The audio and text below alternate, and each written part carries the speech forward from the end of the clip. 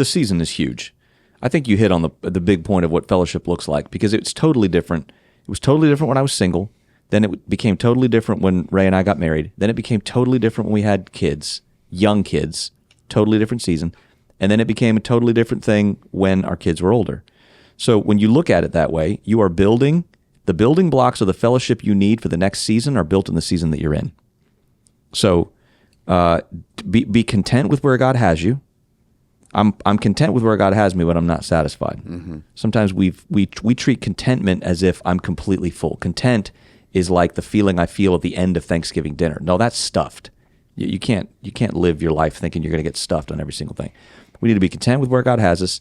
And I really believe, really believe that God made people smart enough to figure out the season that they're in and to content themselves with that season. Yeah. And to be strong and brave enough to go, yeah, I'm not in that season yet.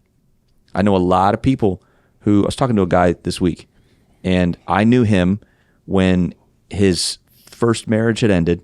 He was in a really rocky middle relationship, and we were talking about some of the struggles that were happening in the season of his life right now. And I said, let's pause for a second and let's look back.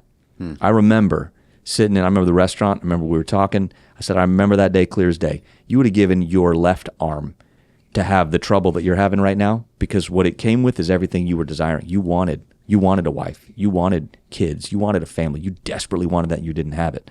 So now that you have it, let's be content with the season that God has you in, recognizing that there's going to be another season that comes after this. It's not going to have these problems. But when you're in that season, he has young kids. So I was telling him, bro, don't blink. Just embrace it. Because mine aren't young anymore.